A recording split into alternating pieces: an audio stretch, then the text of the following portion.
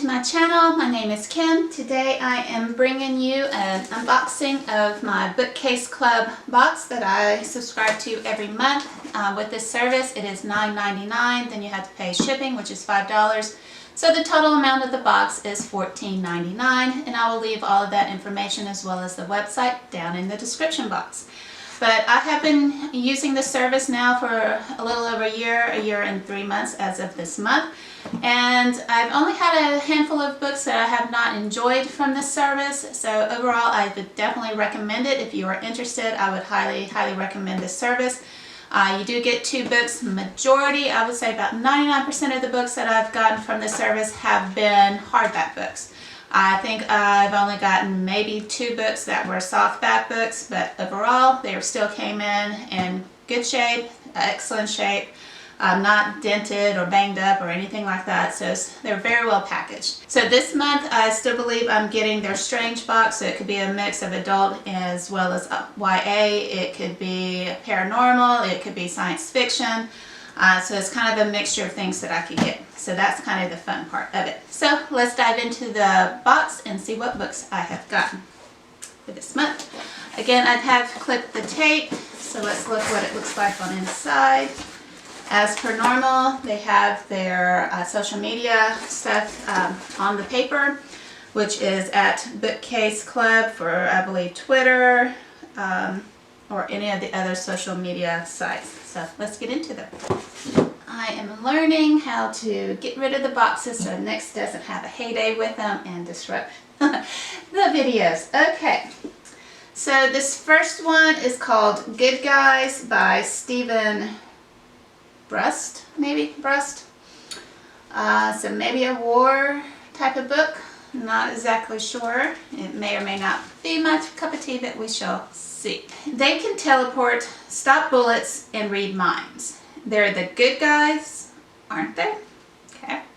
Donovan was shot by a cop for jaywalking, supposedly. Actually for arguing with a cop while black. 4 of the 9 shots were lethal, or would have been, if their target had been anybody else. The Foundation picked him up, brought him back, and trained him. Lethal turns out to be a relative term when magic is involved. When Markai, I think, was 15, or maybe it's Mercy. We're going to go with that. When Mercy was 15, she levitated a paperweight and threw it at a guy she didn't like. The Foundation scooped her up for training too. Hippie chick, Susan, got well into her Foundation training before they told her about the magic, but she was as powerful as Donovan and Marcy now. They can teleport themselves thousands of miles, conjure shields that will stop bullets, and read information from the remnants of spells cast by others days before. They all work for the secretive Foundation for minimum wage, which is okay because the Foundation are the good guys, aren't they? Okay, so this kind of sounds maybe like an updated version of, there you go.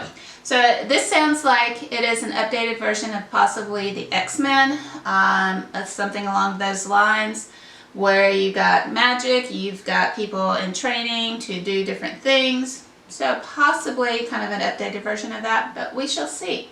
Not what I was thinking it was going to be based on the cover. So can't wait to at least give it a chance. All right. So this one, Maze Master, this is by Kathleen O'Neill Gear. So kind of an intriguing little design going on there. Definitely a maze with something that looks like a DNA strand in the middle, and it says it is a thriller. All right, so let us see. So it says Kathleen O'Neill Gear, who often co-writes with her husband, W. Michael Gear, has authored and co-authored 42 books that have been New York Times, USA Today, and international bestsellers. This translated into 29 languages. There are around 17 million copies of her books in print worldwide. Okay, so that's a little bit about the author. So let's see what this book is going to be about. Lucent B is a retrovirus that's inevitable, unstoppable, and utterly catastrophic for humanity. The U.S. government, if you hear that, that is Nix who has joined us. The U.S. government believes the only person who can find the cure is the geneticist who tried to warn them about it and then disappeared, James Hikari. They assigned the task of finding him to his former student Anna Asher, who in turn recruits paleographer and religious studies scholar Dr. Martin Naday.